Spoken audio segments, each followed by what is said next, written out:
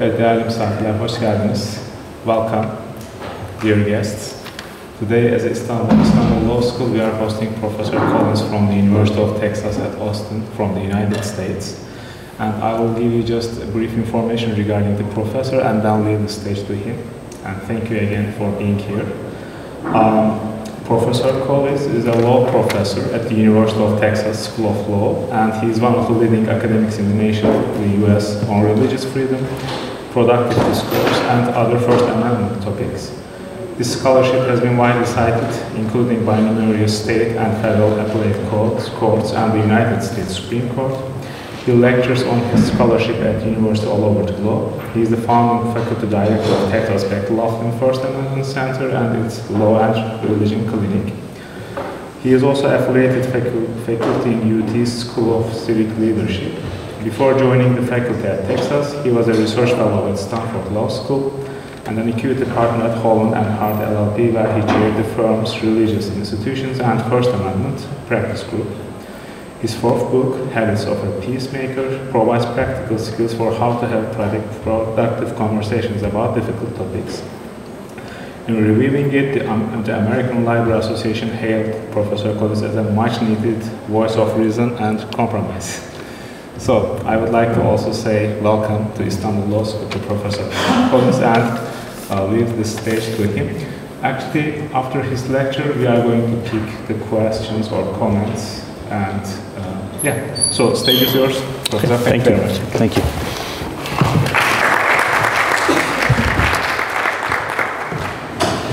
So thank you so much for having me. Thank you to the Dean for hosting me. It was such a pleasure to be here and to be in Istanbul. I have been here for about 5 days and have had the opportunity to lecture at several different institutions, and I'm thankful for the chance to learn more about your beautiful country and to understand more of the history and the law here.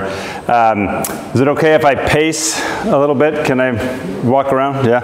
Great. So I've been asked to talk just a little bit about principles of religious freedom law in the United States and how we think of religious freedom in the United States, and to give you some of examples of the critical cases and precedent that govern in our country. And so I'm going to talk about that for a little while, and then as the good professor said, anyone can ask me any questions they like. So any questions you have, please feel free to ask them, and I will address them as best I can. Anything you want. Nothing is off limits as far as I'm concerned.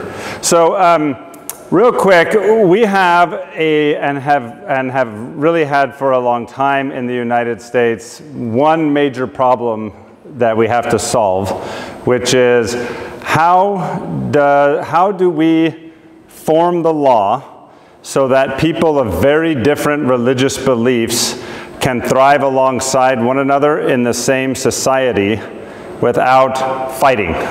That's been the big challenge that we have to discover in the United States. And to give you a sense of this, this is a map of pretty much all of the religions in the world.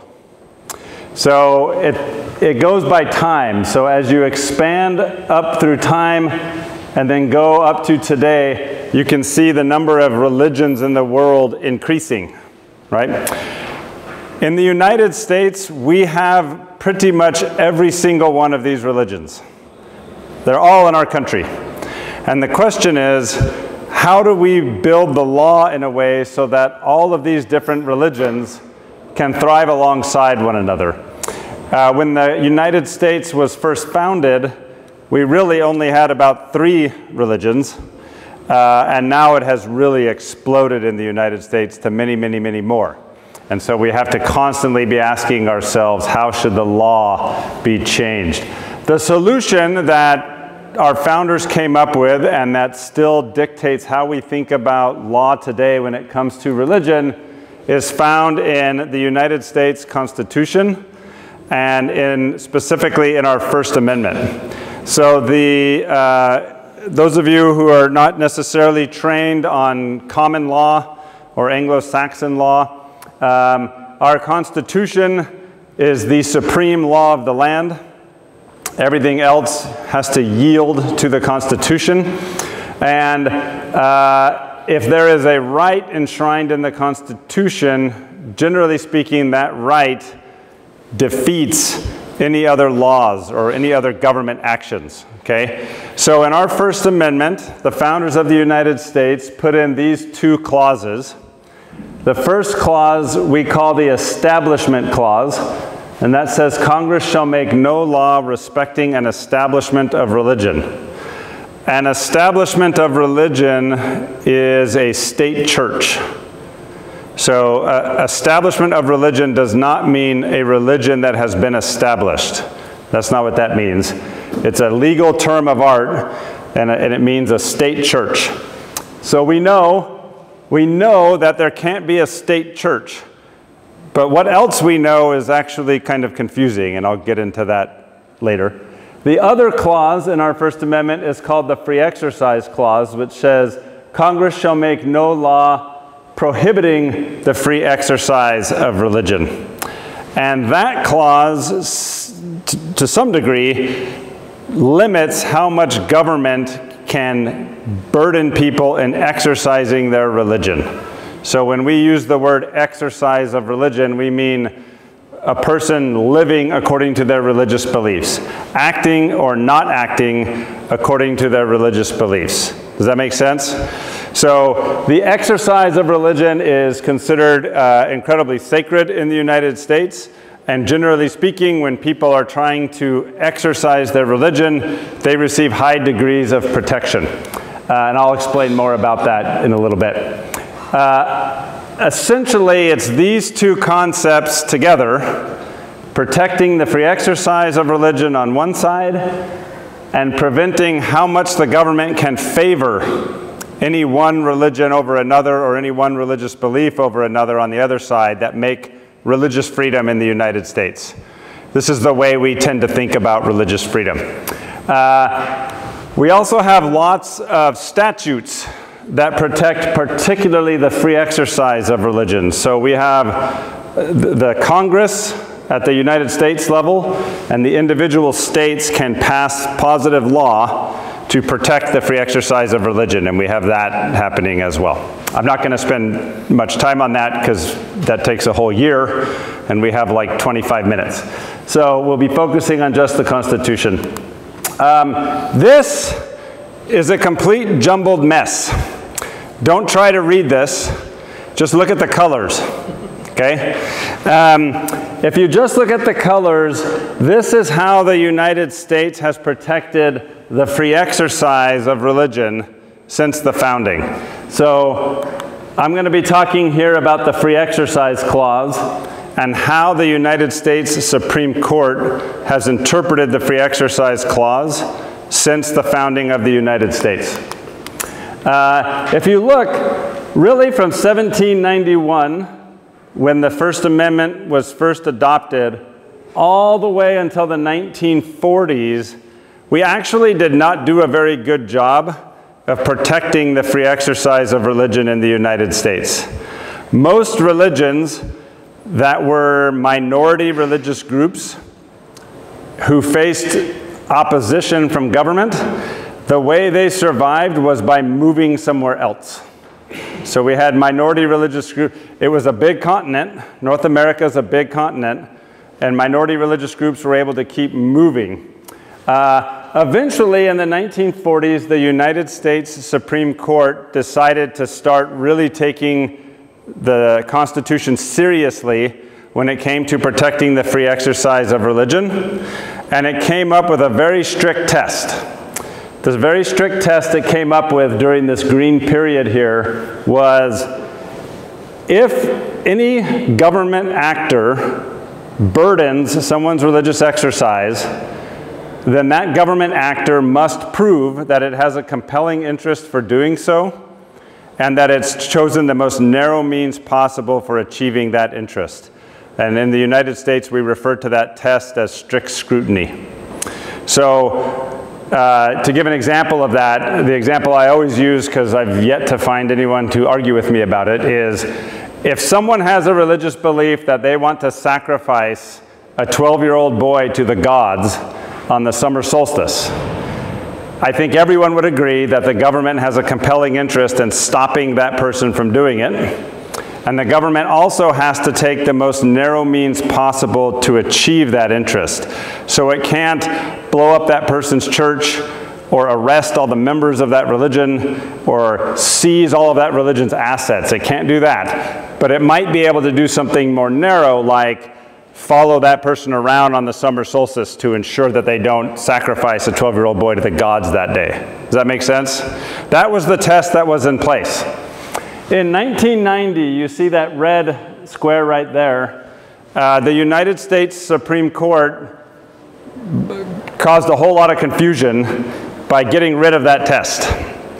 Okay? And it happened in a decision called Employment Division versus Smith.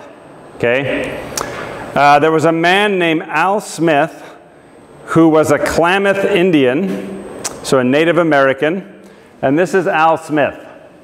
Okay, I'm going to tell you about this case involving Al Smith because I wrote a book about it and was able to interview pretty much everyone involved in the case.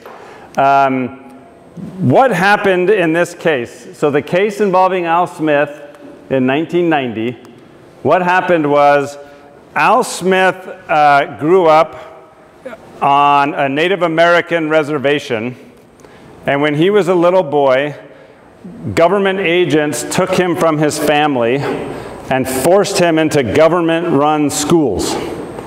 And they tried to strip from him his religion, his native religion, okay?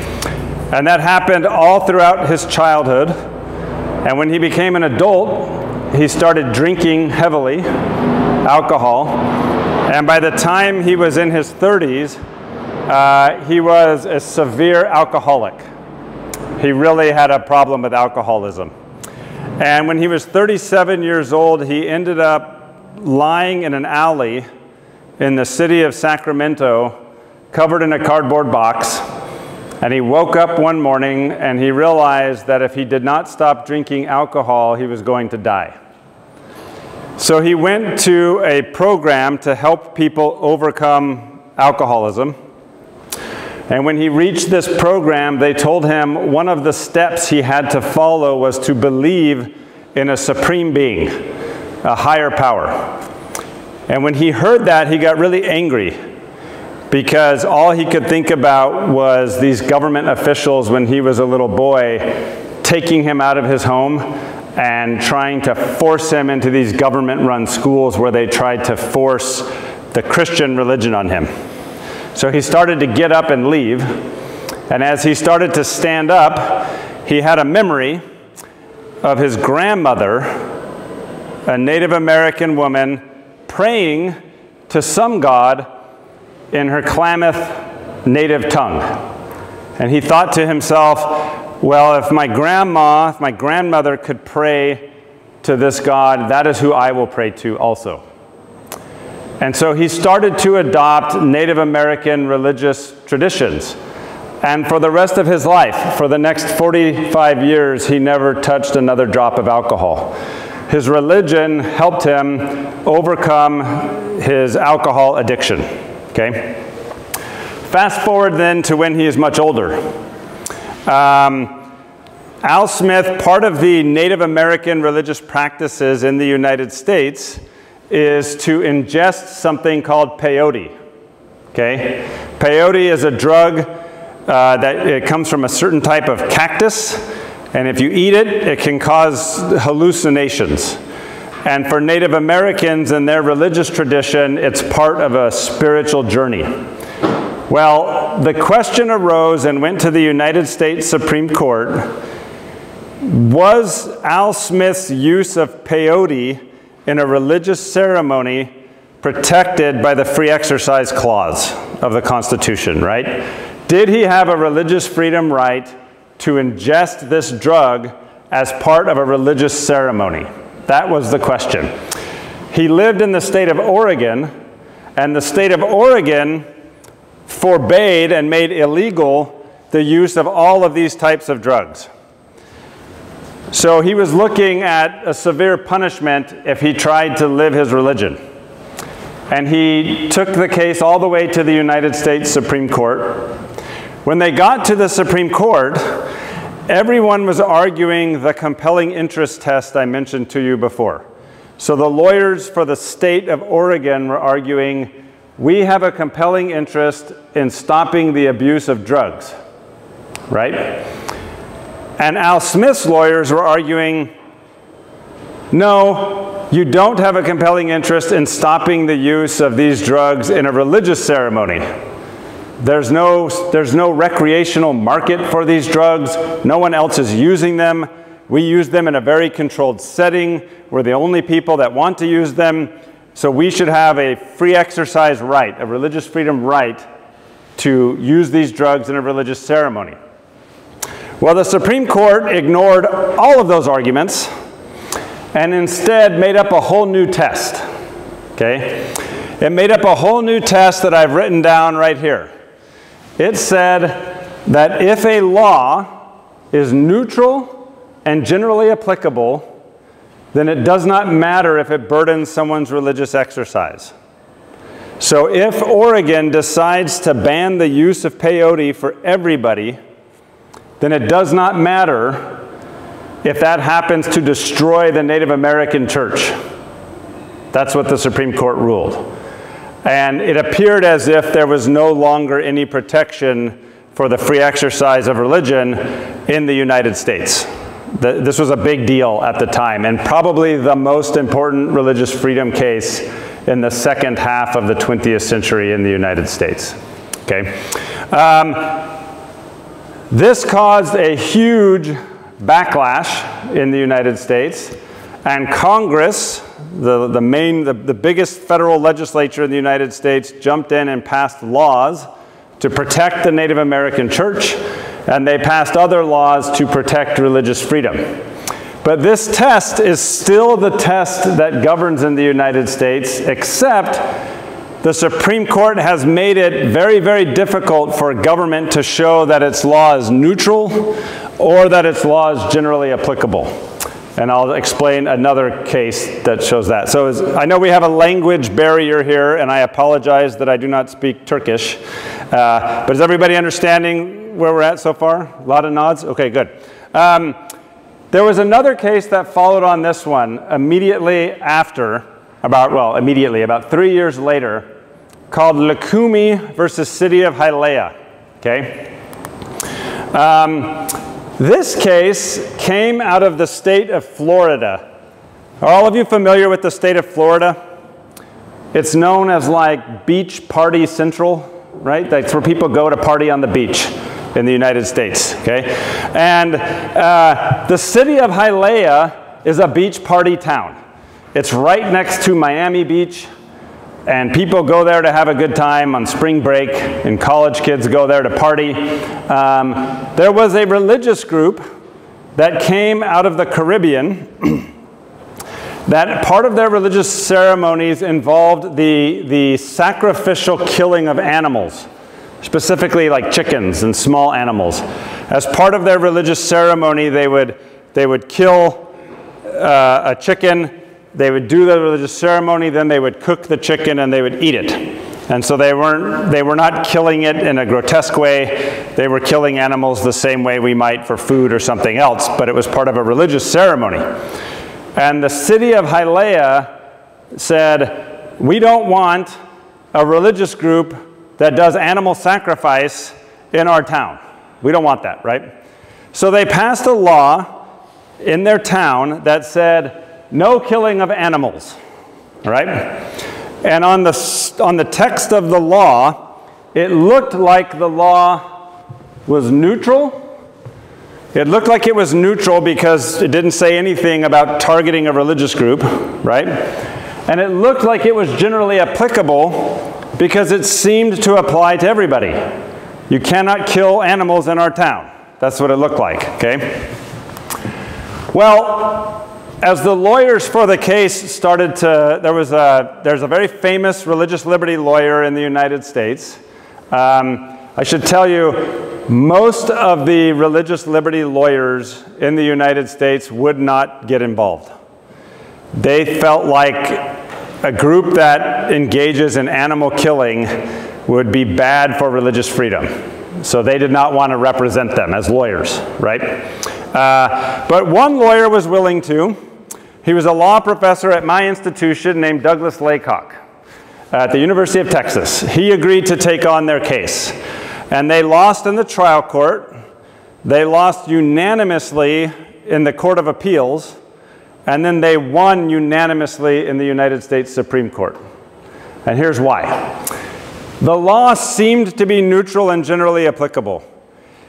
But what Professor Laycock showed the justices on the Supreme Court is that if you actually looked at how the law was being applied, it seemed like there was a whole bunch of exceptions to the law, okay?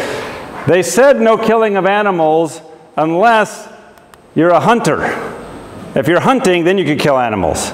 And then they said no killing of animals unless you're a veterinarian. If you're a veterinarian, you could kill animals. They said no killing of animals unless you're engaged in pest control. Then you can kill animals, okay? And then they said no killing of animals unless you're a restaurant that's killing animals to eat. Then you can kill animals. It turns out that the only people who could not kill animals was the religious group doing it for religious reasons, right? And the Supreme Court said that is not generally applicable. You cannot have a law that only applies to the religious group and say it's generally applicable. They also said that a law to be neutral cannot target a specific group. And because this seemed to only apply to one religion, it sure seemed like it was targeting a specific group. So that law was not neutral and it was not generally applicable. And what we have learned since then is that if government passes a law and there's even one non-religious exception to the law that undermines what the state claims it's trying to do, then the law is not generally applicable. And what that means then is government has to pass the highest test to justify burdening someone's religious exercise, or government has to let people live out their religion. Does that all make sense? So where we are today then is that the protection for the free exercise of religion in the United States is as high as it has ever been. It's very robust. People are allowed to proselytize in the street. They're allowed to wear hijab. They're allowed to wear religious clothing whenever they would like. Students in public schools can pray and can talk about their religion. They can read scripture, and all of that is, in theory at least, protected by the law because of the way this has been interpreted. And because of some other statutes that have been applied. The only exceptions generally are if government can show that it has a compelling interest, so that's an interest of the highest order, and that it's taken the most narrow means to achieve that interest. Government actually does win those cases, but it's much harder than it would have been otherwise. Okay? So that's a very just surface level review of some of the principles of the free exercise clause. I'm going to come back to this slide in just a second. Now I want to jump into the Establishment Clause and talk about what we mean when we say Congress shall make no law respecting an establishment of religion. Everybody agrees this means in the United States that there cannot be a state church. There cannot be an official state church. Everybody disagrees on what else it means, but I'm just going to tell you on where the Supreme Court, what the Supreme Court has done. So there's two large areas of dispute in relation to the Establishment Clause. One is how much can government fund religion, and the other one is how much influence can government have in can religion have in government spaces? So in the United States, we have a lot of public schools. Istanbul University is a public university, right? We have a lot of public universities. We have a lot of public high schools and public elementary schools. And so the question is, how much religion can be in those government spaces? So to go first to the question of funding, the Supreme Court has been incredibly confused over this for most of US history. First of all, the Establishment Clause did not even apply to state and local governments until 1947. So prior to that, there really was no restriction, okay? Then in 1947, the Supreme Court started applying the Establishment Clause to state and local governments. And at first it said, no government money to religion. That was it. There's no government money to religion. And then people started asking questions. They said, well, what if there's a building burning down and it's a private religion, it's a church? Are we going to say that the fire department can't go and put out the building? And the Supreme Court said, well, no, we don't mean that. And so they said, okay, well then things like public services, those types of government resources can go to religion, but no other money can go to religion. And it spent about 50 years making up a test, getting rid of the test, confusing itself and everybody else, coming back to tests, getting rid of tests, re-emerging the tests. It was a nightmare. It's a total mess, okay? Recently, we finally have what we think is some clarity, which is government can give money to religion, a religious institution, as long as it is on equal terms with non-religious institutions and among different religions. So let me give you an example. This case, Trinity Lutheran, okay? The state of Missouri decided that it was going to give money to preschools. So does everyone know what a preschool is? Do we have preschools in Turkey, right? Okay. It was going to give money to preschools. Preschools have little kids. They want to play on the playground. And they were going to give money to allow preschools to put rubber tires, like shredded rubber tires on the ground, so that if kids fell off, they wouldn't get hurt, right? That was the goal. So they had all these different institutions apply. And it turns out that this one preschool was operated by a church called Trinity Lutheran Church. And Trinity Lutheran qualified in every way to get the money. But the state of Missouri said, we will not give money to a religious preschool. We will give money to secular preschools. We will give money to non-religious preschools, but not to a religious preschool. And they were doing that based on all these confusing opinions the Supreme Court had issued over the decades. Well, Trinity Lutheran brought a lawsuit and they said, this isn't fair. You're discriminating against religion, right?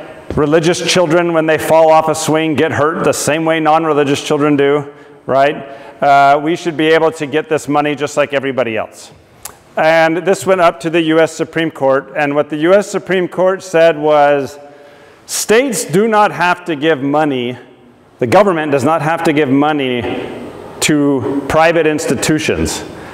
But if it is going to do so, it cannot discriminate for or against religion. It can't give it just to religious institutions and discriminate against secular institutions, and it can't give it to secular institutions and discriminate against religion. It has to be open for everybody. Does that make sense?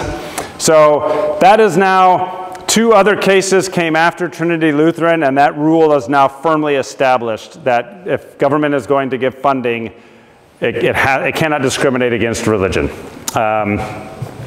I don't think we're going to see that change anytime soon. It's pretty well settled now. The other area, of course, is religion in schools and in the public. There's a whole lot of different theories on this. The Supreme Court, once again, has not been very clear. It's been very confusing over the decades. There's a lot of different theories.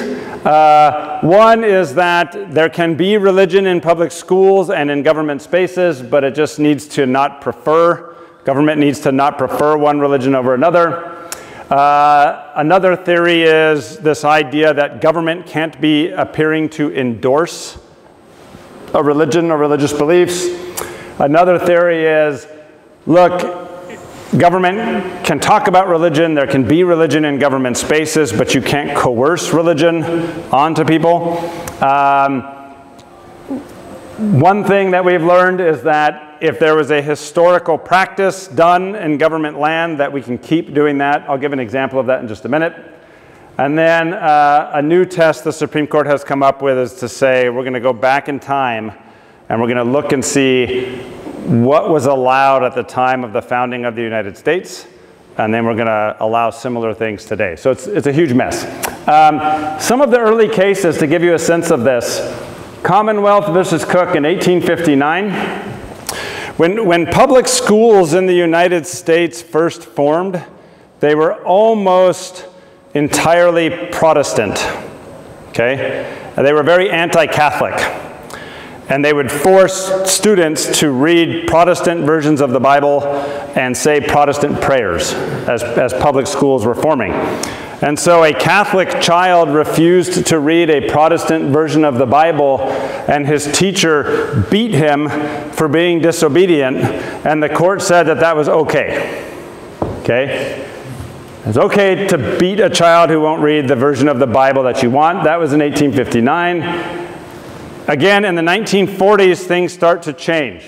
The Jehovah's Witnesses in the United States had a major problem in public schools.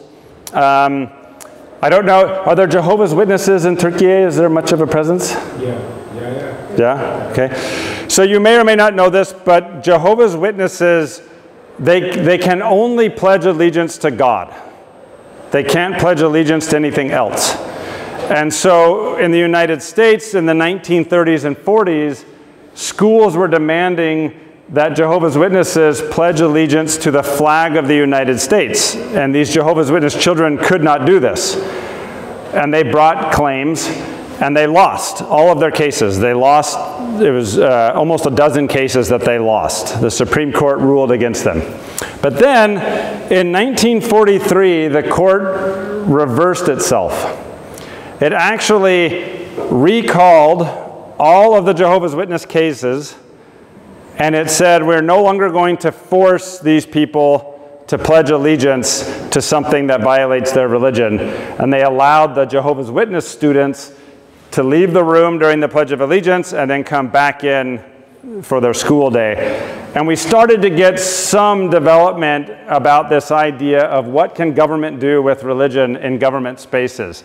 So here's one rule that has been adopted in relation to this. This is a massive cross. It relates very well in some respects to the Republic of Turkey in the sense that this cross was built immediately after World War I in a county in Maryland, Virginia. Okay? And it's big. If you can't tell from that picture, it's about 60 feet tall. It's a very big cross.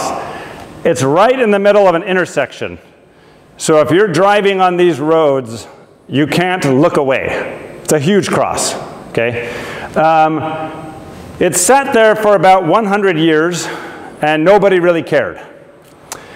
And then a few years ago, a group sued, and they claimed that the cross violated the Establishment Clause. They said that this is a government-owned piece of land. That place where the cross is owned by the city. It's a government-owned piece of land. The government is maintaining it. And that is government endorsing Christianity in a country where lots and lots of people do not believe in Christianity. Therefore, it violates the Establishment Clause. That was the argument that was made. And it went up to the U.S. Supreme Court. And the U.S. Supreme Court said, that argument might work if we're talking about building new monuments on government land. But if it's an old monument like this, if it's a historical monument that's been around, we don't think that violates the Establishment Clause. It appears to simply be a sign of hostility towards religion. You don't have to agree with that, but that was their reasoning, okay? So what they said was, historical monuments and historical practices get to stay. We'll have a different fight for things going in the future, all right? What does this mean in the United States? Things like this cross get to stay up. We often open up government meetings with a prayer in the United States. So the United States Congress actually has a prayer when it begins sessions. Town councils across the United States begin often with a prayer. Those are allowed because they were historically allowed and have continued ever since the founding. So the idea is we get to keep those. as long as they are not preferring one religion over another. They have to, if government's going to open a meeting with a prayer, it has to allow any religion that wants to come and say a prayer on fair terms. Does that make sense? So we know about that.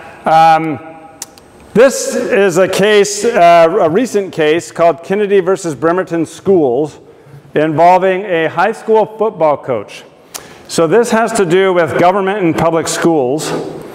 And the challenge in the case was this man, Coach Kennedy, wanted to be able to get on his knees and say a prayer immediately after a high school football game. By the way, I'm using the term football to mean American football, not the way the rest of the world uses it. The Americans are dumb. We have to have our own meaning of the word football, right? So after a high school football game, he wanted to kneel down and say a very short prayer by himself for about 10 seconds, kneel down, say a prayer, and then go about his business. And a group sued and said that allowing the coach to do this violated the Establishment Clause.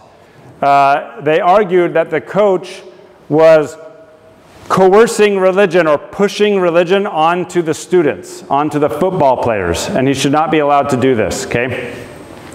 This went up to the Supreme Court, and what it became a question about was, do public employees, including coaches and teachers, get to live their religion when they're on the job without violating the Establishment Clause? Does a coach get to pray? Does a woman get to wear hijab? Does someone get to pray over their lunch, like a blessing on the food? If you're Catholic, can you make the sign of the cross if you're a teacher? Those were the questions that they were trying to answer. And what the Supreme Court decided, 7-2 actually, was that as long as the coach is not engaging in coercive behavior,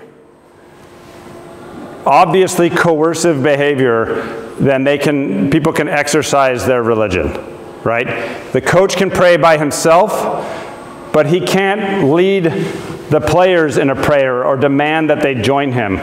If you're a teacher and you have students in a classroom like this and it's a captive audience, you can't lead them in prayer because that would be coercive. But you could pray by yourself as a teacher without being coercive. Does that make sense? So they decided that that does not violate the Establishment Clause, but coercion does. They also said that there might be other things the Establishment Clause forbids, but that judges would need to figure that out by going back to the founding of the United States and determining what the Establishment Clause was trying to forbid then, and then applying it to similar situations today. So I suspect it will be about 30 more years before we really know everything that the Establishment Clause does and does not forbid. And in the meantime, we'll continue along the way we have been. Lastly, I want to talk about both clauses working together, and then I'm going to open it up for questions. So we have some situations in the United States where the Free Exercise Clause and the Establishment Clause are both working at the same time, okay? One example of this is in religions choosing who their ministers are or their clergy. So, you know, in a country like this, like if a group in a mosque wanted to choose someone to be their imam, the idea there is government cannot interfere with that decision. The religious group gets to make the decision. Where this comes up in the United States most is in religious schools. So if a religious school has teachers that they consider to be clergy and or religious instructors, and those people want to, let's say, sue the school for something, the school could just fire them and the teacher would have no recourse through employment law or labor law. The school gets to decide who its ministers are, and that's the end of the analysis. It doesn't go any further. It's the peak of protecting religious freedom when both clauses are working at the same time. We call this the church autonomy doctrine, We use the word church, but you should think about it as just religious institution autonomy. Any religious institution gets the autonomy to choose who its members are, who its clergy is, and to operate as a religious body. The other place where the clauses work together is something we refer to as the ecclesiastical abstention doctrine. This is a doctrine that prevents judges from deciding certain types of cases. In other words, there are some types of cases that if someone sues and it ends up in front of a judge, the judge has to simply say, I cannot decide this case, and dismiss it, okay? And I'll give you an example. There was a family in the state of Arizona who were evangelical Christians, so a form of Protestant Christian. And they got divorced. And they entered into a contract where they said, we're going to split the custody of the children, right? The children will go back and forth. The parents, each parent may only take the children to a Christian church. That was in the contract, the divorce contract, okay? Each parent may only take the children to a Christian church. Well, the father then converts to another religion that he believes is Christian. It's called the Church of Jesus Christ of Latter-day Saints. He converts and starts going to this church, okay? He thinks it's Christian. He's very happy. He's taking his children there. The wife comes along and she says, I don't believe that religion is Christian. And the father says, you know, what are you talking about? I worship Jesus Christ. I believe in Jesus Christ. This is obviously a Christian religion. She says, no, it's not. And she sues to enforce the contract. And she takes it to the court. And what the court says is, this is a centuries-long theological dispute, right? Who gets to count as a Christian? One group is adamant that they are true Christianity. The other group is adamant they are not. And the judge says, I cannot decide this. Both the free exercise clause and the establishment clause prevent me from getting involved.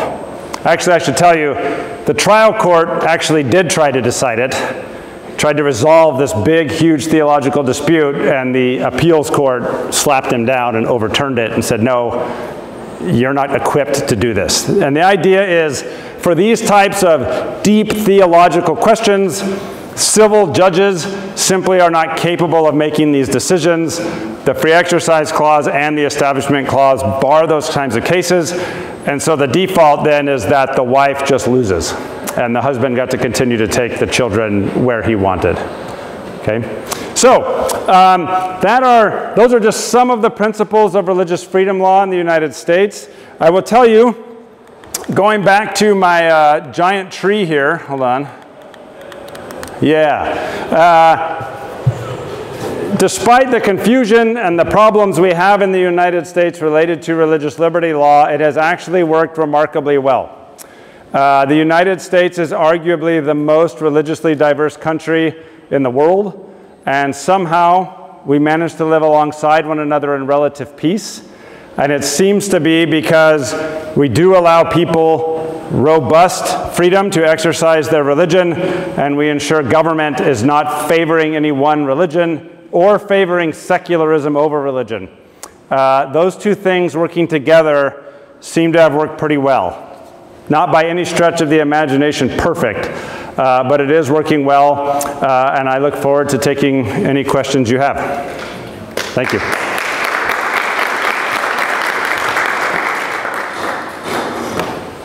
Yes?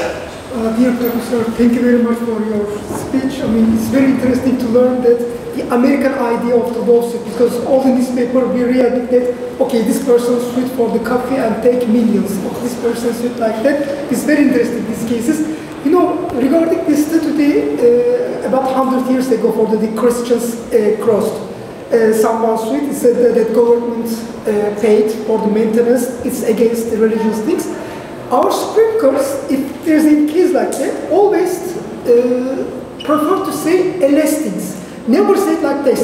It can be argued if there didn't building, there's a new one. because they don't want to make another course, another law exams like that. My question is this: after these decisions with the court supremacy, the government in another area, they try to make the new building, new cross like that. If yes, if there is another case like that, and what happens? I'm very curious about so that particular case did not cause government to try new things, but this case did. Let me go here real fast. This case caused government to try new things, and there's a reason. When the court issued this opinion, it said what I told you, that public employees can exercise their religion. It also said, though, hey, we're going to ignore some of our previous rules, and we need to go and understand what the Establishment Clause means. That has made some government actors feel that they can now test the limits. So we have some government actors doing things like passing laws to try to put up the 10 Commandments in public schools, a copy of the 10 Commandments, specifically a Protestant copy of the 10 Commandments, right? To see if that will pass the Establishment Clause. Other government actors are trying to do things like, well, let's see if we can have prayer time in schools. We won't have a teacher leading prayer, and we won't favor any one religion, but let's see if we can get more religious time into schools. And they're testing that to see if that will pass under the Supreme Court's new way of thinking. So that's where we're seeing the boundaries being pushed. And we'll find out over the next 5 to 10 years whether or not those things will be allowed or not. Does that answer your question? I understand that there was no case regarding new building for the cross. Not really, yeah. Yes? So, for the first case that you mentioned about the indigenous people's right to do the drugs culturally and stuff, as of 2025, are they allowed? Yes. But they're allowed because immediately after that case, the United States Congress passed a law to protect Native American religious practices specifically and to allow the use of peyote. So they tried to protect them. Native American practices in the United States suffer the most, probably more than any other religious group, because many of their sacred sites are on government-owned land. The federal government of the United States now owns most of the land where Native Americans practice their religion. And so if the federal government decides it wants to use that land in a certain way that might destroy the sacred site of a Native American worshiper, the Native Americans have a very hard time winning those cases. That's where they're suffering the most right now. So. They win a lot of other cases, but when it's on government land, there's a real problem. But I think internationally we're moving towards that, giving indigenous people the right to self-determination, self-governance. Yeah, not in the U.S. They did it in British Columbia. Yeah. I like to think that it's going to jump to the U.S. sooner or later. I mean, I should be clear. For a long time, Native American groups in the United States have had self-governance. So there are what we call reservations. So it's land reserved for them, and they have actually their own governance. They have their own laws, independent from the state that they're in, and they have treaties with the United States. Even though they're within the United States, they actually operate under their own laws. So that all exists. But there's also lots of their sacred sites that are not within those lands where they are self-governing, and that's where there's problems. Like, I can just give you one example. I'm involved in a case right now where there's a river in San Antonio, Texas, right next to where my good professor visited 15 years ago. There's a river in San Antonio, Texas, and on this river bend, Native Americans have been worshiping for over 1,000 years. That piece of this river is now owned as a city park. And the city of San Antonio, Texas wants to refurbish the park. In doing so, they're going to destroy the sacred religious site. And we have sued to try to stop them from doing so. But because that land originally was owned by no one, then Native Americans were using it, then the Spanish had control, right? Then it became part of Mexico, then the Republic of Texas, and eventually it's owned by the city of San Antonio. Through all of that, that piece of land has stayed and been able to be used by these people. And now the city of San Antonio wants to destroy it, and we're trying to stop them. But the argument they are making is, this is government-owned land, we get to do what we want with our land. And our argument is that should violate the Constitution. We'll see if we win. Indigenous peoples have a hard time winning those cases in the US. So, other questions? Yes. Sorry, she. Thank you. And I want to ask about the term religion. I always think about it. How can we say it is religion or it is just a thought? I mean, you gave an example of Kennedy.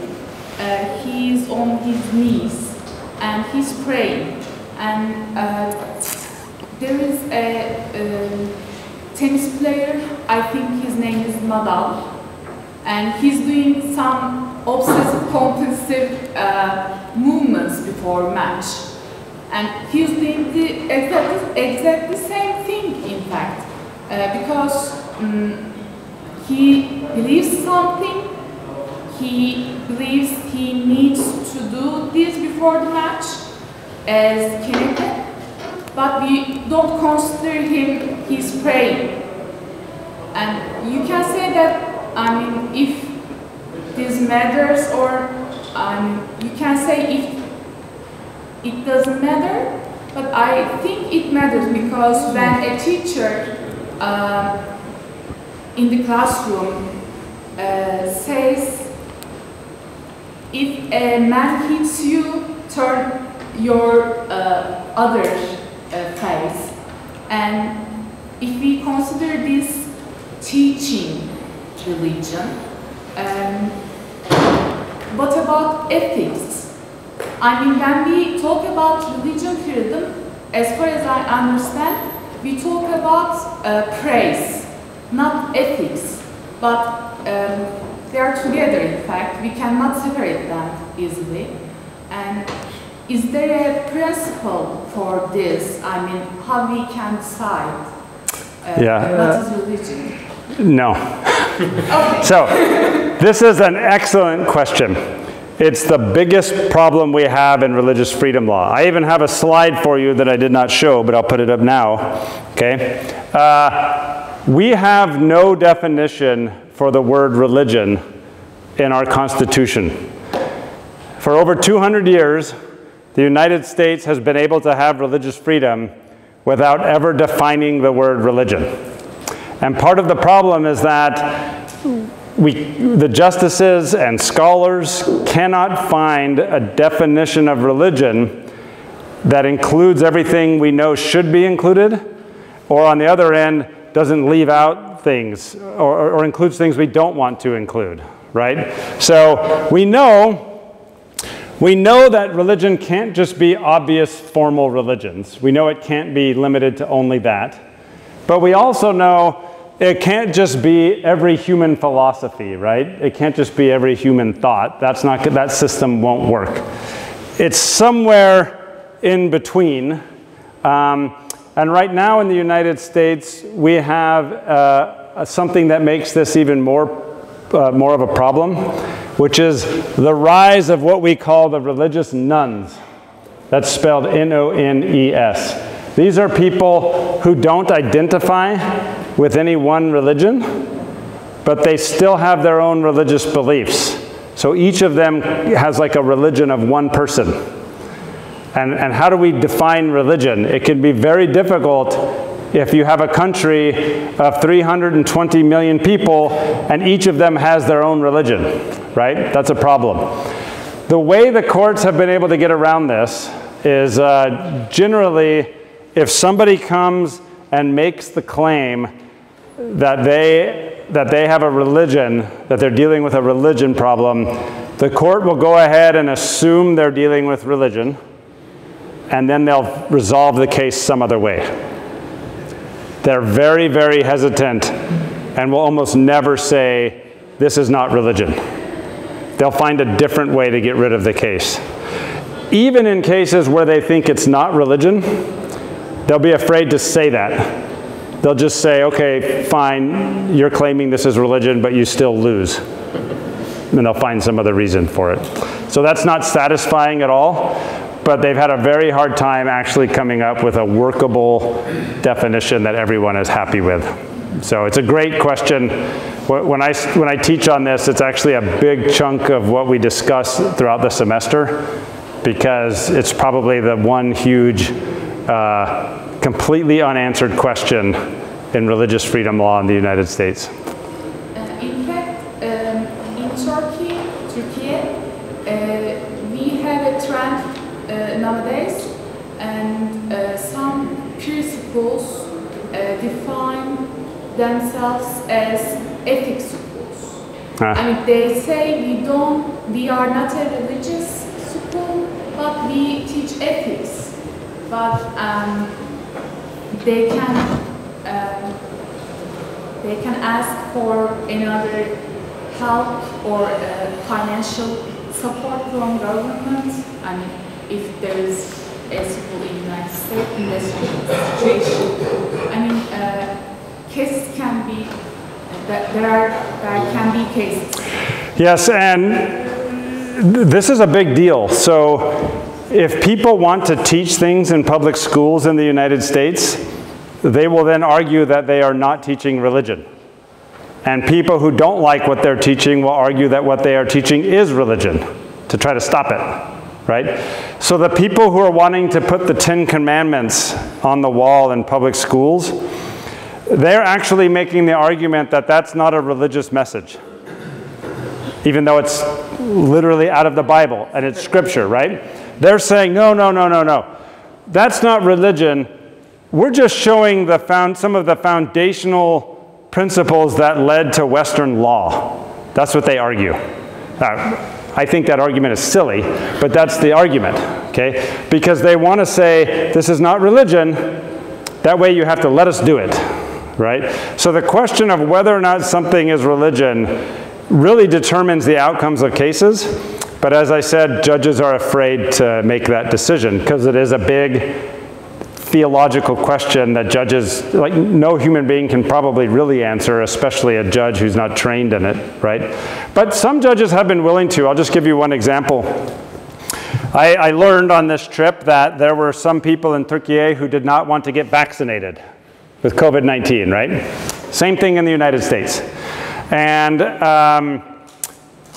there was a woman, so let me back up and tell you, most of the states in the United States allow people to not get vaccinated if it would violate their religious beliefs.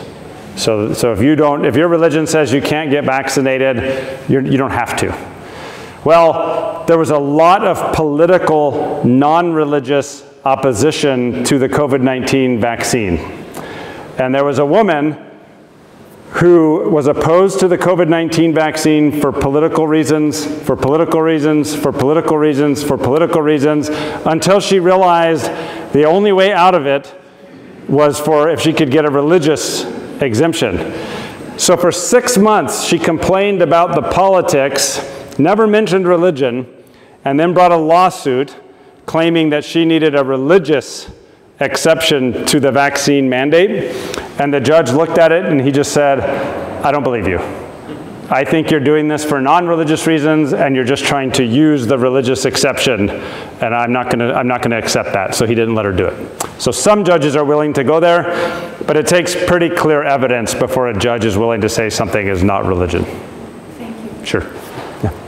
Yeah. So you are coming from Texas. Yes. And so very light question. Okay. These days, congressional candidate Valentin Gomez based his campaign completely against Islam. Is there a serious threat in Texas? The number of, what is the reason, and how do you comment about this? Yeah, because most people are afraid of any religion that's different than their own. Most people are, right? In fact, I'll make you look at another slide. Does anybody know what religious group this guy is? In America, everyone would know this immediately. Does anyone know what this is from? Someone say Shaker? You're American though, right? That doesn't count. Yeah. Okay, so these are the Puritans, okay? Some of the very first people who came to North America were the Puritans, a Protestant sect, religious sect, that came. And in the United States, we like to say that the Puritans came for religious freedom. That's what we say, okay?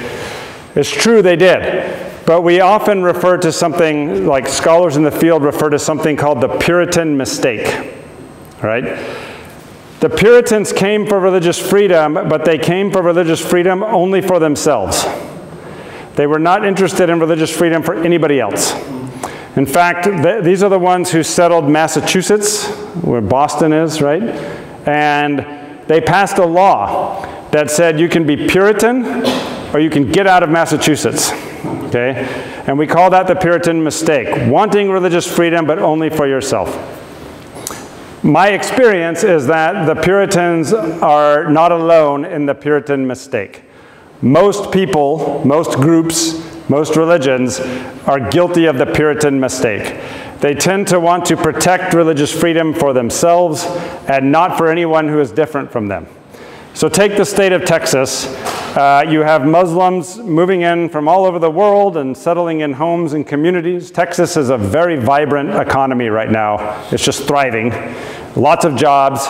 People are coming from all over the world to be there, including a lot of Muslims and a lot of Hindu and other faiths, okay? And you have people there who see these people from a different religion and they don't understand it and they're afraid of it, and so there's opposition. And they're just committing the Puritan mistake all over again.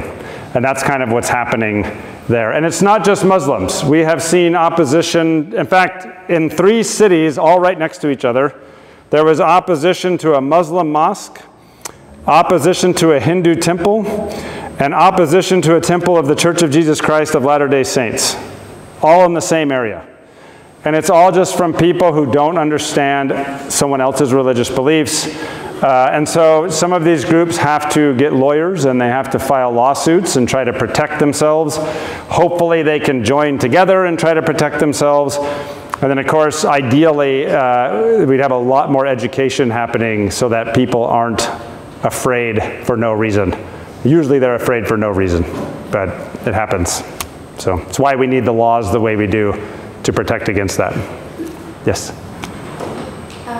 You mentioned how religious autonomy or church autonomy grants some schools, some religious schools, the option to choose who's going to teach, who's going to be there, and the clash this has with employee rights. Yes. But we didn't really go much deep into that. I would like to ask if there are any cases where employees won their cases to be back at their institutions, or what's the criteria for that? That's a good question. So the main case on this is called Hosanna Tabor, and it involves a Lutheran school where it was a religious Lutheran private school, an elementary school and middle school, maybe high school, I don't remember. The teachers who taught there were called as ministers. They were asked to teach religious subjects and to promote faith, and they were asked to teach secular subjects like math and English and other things. A woman was fired, and she brought a lawsuit saying that that violated some of the employment laws in the United States. And so the school defended itself and said, wait a minute, in our school, this person was a minister. They had the title of being a minister. We called them as a minister. They received training as a minister. We don't really believe there is such a thing as a secular subject. We expect everything to be taught through a lens of faith, and therefore all of our teachers are ministers, and we get to choose our ministers. And the Supreme Court, there's 9 justices, all 9 justices agreed. And they said, this is a minister. The problem was that in Hosanna Tabor, they did not define what counts as a minister. Okay? So now, a few years later, another case comes along called Our Lady of Guadalupe Schools. This involves some Catholic schools. Same situation, except the teachers were not called to a religious calling and they weren't labeled as ministers, but they taught religious classes. Their job was to promote faith. The school did not really believe that there was such a thing as a secular subject. Everything was supposed to be taught through the lens of religion. There, the Supreme Court determined, this time, I think 7-2, might have been 6-3, that these teachers were ministers, but they gave more of a test. So it has to be somebody who is actually teaching faith and teaching about religion. It has to be someone who's trying to pass on the faith. It can't just be like the janitor in the school who's cleaning and stuff but is not actually teaching religion or preaching religion. So they've given some contours to that. I think we'll need probably another 5 to 10 years of cases being brought to really get the definition of what counts as a religious leader well defined, so that these schools and similar places know and understand it. It's going to be a big problem potentially at universities that are private religious universities who have the same idea about their professors, that they are there to promote faith as much as they are to teach secular subjects. So, all done? Yes. Thank you for having me. Appreciate it.